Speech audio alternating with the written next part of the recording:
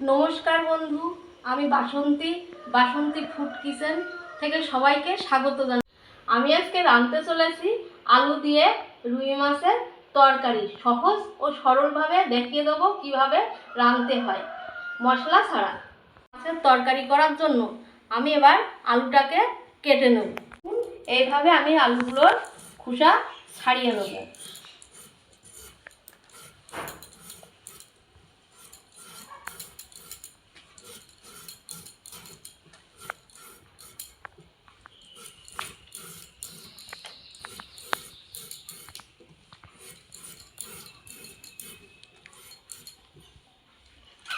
আলুগুলো আমি দুভাগ করে কেটে নিচ্ছি।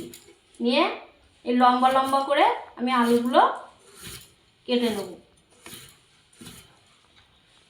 এই যে সম্পূর্ণ আমার কাটা হয়ে গেছে।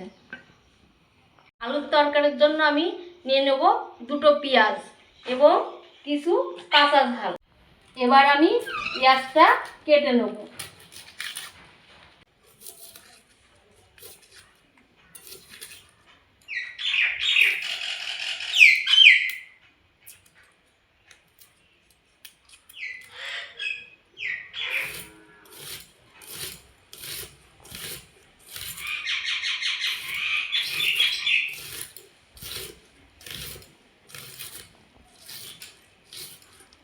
এই যে আমি এবার কাঁচা ঝালগুলো কেটে নেব। ঝালগুলো সম্পূর্ণ কাটা হয়ে গেছে। আপনারা যে যেমন ঝাল খাবেন তেমন ব্যবহার করবেন। আমি ওভেনটাকে ধরিয়ে দিলাম। কড়াটা এবার গরম হোক। আমার কড়াটা এবার গরম হয়ে গেছে। আমি তেলটাকে ঢেলে দেবো।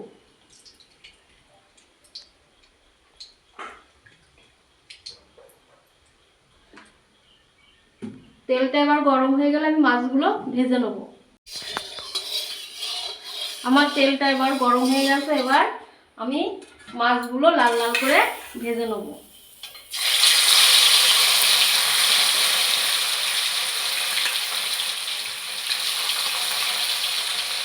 মাছটাকে আমি নুন হলুদ দিয়ে আগের থেকে মেখে রেখেছিলাম।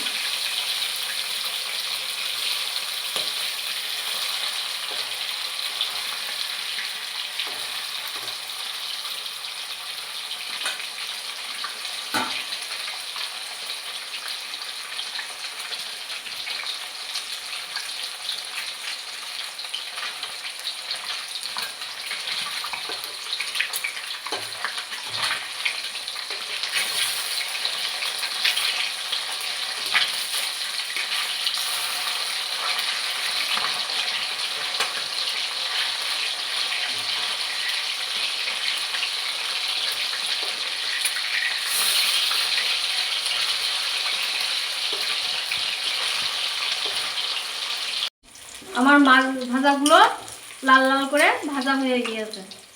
এবার আমি এটাকে তুলে নেব।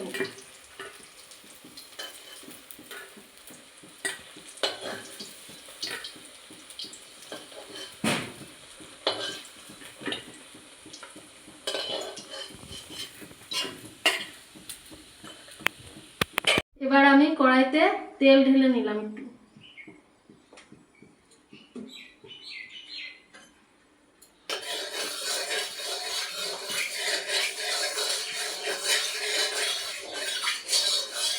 আলুটাকে আমি আগের থেকে ধুয়ে রেখেছিলাম। এবার আলুটাকে আমি ভেজে নেব।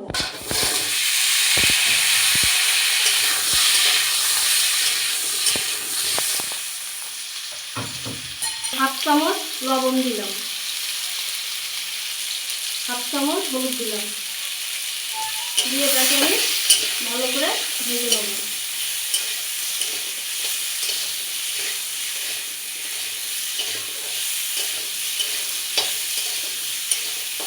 লাল লাল করে ভাজা হয়ে গেছে। এবার আমি জল ঢেলে দেবো।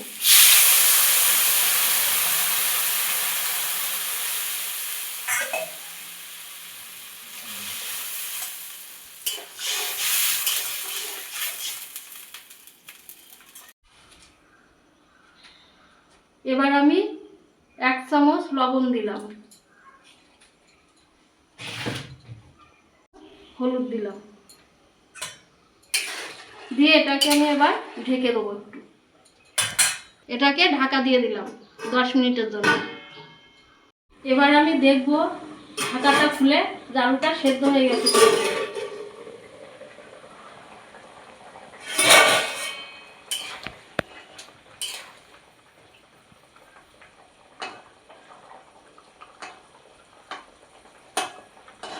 হ্যাঁ, আলু সেদ্ধ হয়ে গেছে।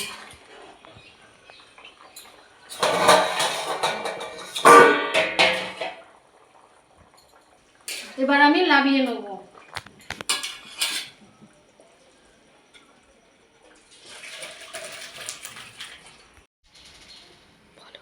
লাবানো আলুটাকে আমি এবার ফোড়ন দেবো।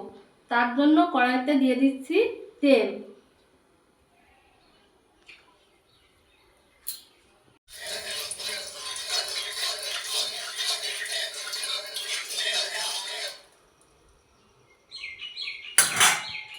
তেলটা আমার গরম হয়ে গেছে। এবার আমি ফোড়ন দেবো। একটা শুকনো ঝাল আর কিছু কালো জিরে, এর সাথে কিছু কুচানো পেঁয়াজ এবং কাঁচা ঝাল।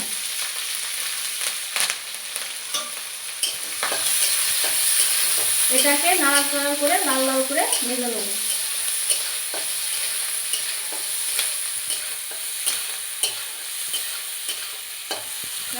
পেঁয়াজগুলো আমার ভাজা হয়ে গেছে। এবার আমি আলুর ঝোলটা ঢেলে দেবো।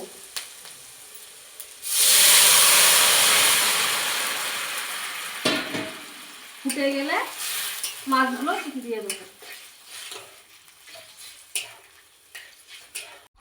ঝোলটা আমার ফুটে গিয়েছে। এবার আমি মাছগুলো এক এক করে দিয়ে দেবো।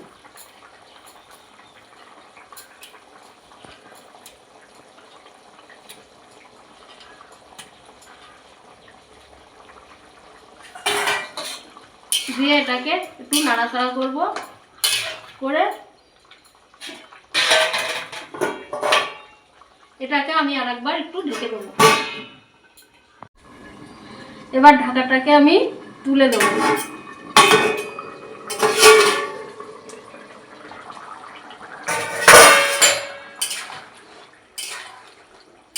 আমার সুস্বাদু আলু রুই মাছের তরকারি হয়ে গেছে।